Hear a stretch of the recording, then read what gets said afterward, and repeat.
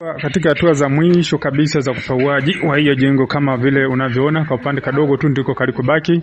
Wakati huo tunaendelea. Ikumbuke kwamba hii ni saiti ya Bunju Ununio. Hii ni saiti ya Ununio na nimeshatoka kuonyesha hatua zote. Sasa ndio tupo kumalizia kupaua kama unavyoweza kuona hapo.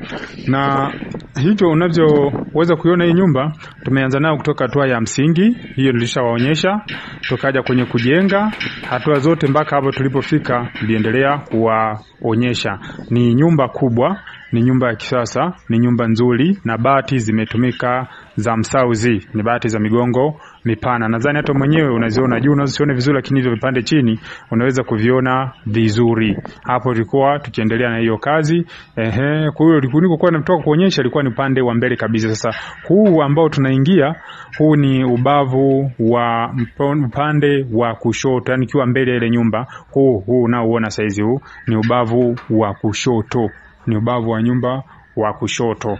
Na huku mwingine huku nakoona huku ni mbele.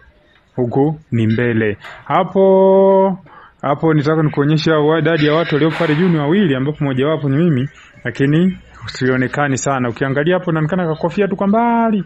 Ndipo ambapo nilikuwa nikiendelea mimi kwa upande huo. Hapa tulikuwa hatua za mwisho kabisa za kupaua hii nyumba katika saiti ya Bunju.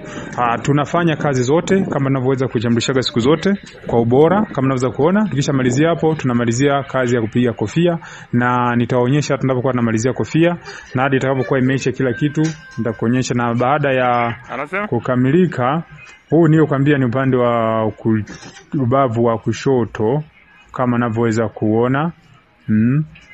Huu ni ubavu wa kushoto. Hapo hiyo mistari iliyopita miwili hapo ni kamba, ambapo vijana wao wananikega nguo zao hapo kitatoka kufua.